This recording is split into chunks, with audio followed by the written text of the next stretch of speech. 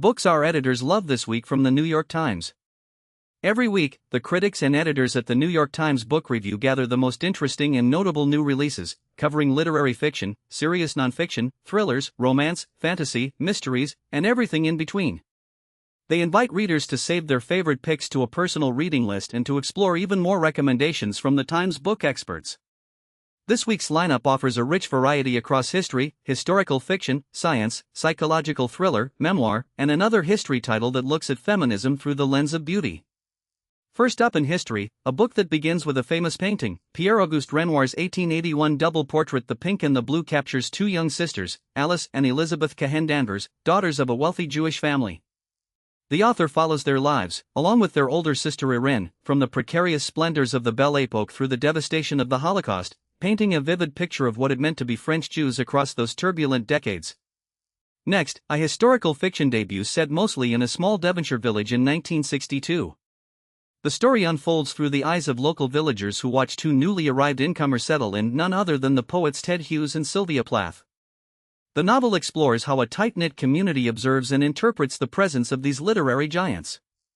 In science, a prodigiously researched volume tackles contagious, potentially civilization-ending pathogens. Our critic Dwight Garner describes it as more pulverizing than a Catherine Bigelow movie. The chapters are headed with stark timestamps like Day 2, Day 3, and Day 6, the latter marking about as far as civilization gets.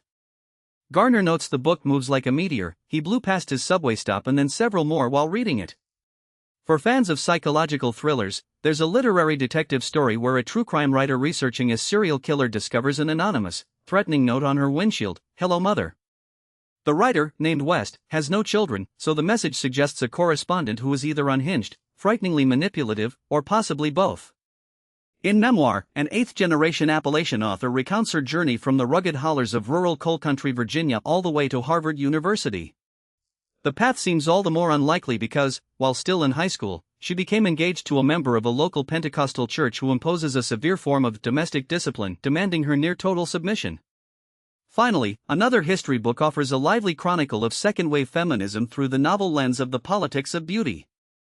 The author assembles a diverse cast of activists and examines key events, including protests against the Miss America pageant and the staging of the first Miss Black America contest in 1968, to highlight the ambitions, conflicts, and complexities of the movement.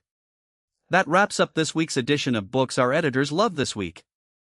You can find all these titles and more on the New York Times Book Review site, where you can also build your own reading list. Thanks for listening, and happy reading.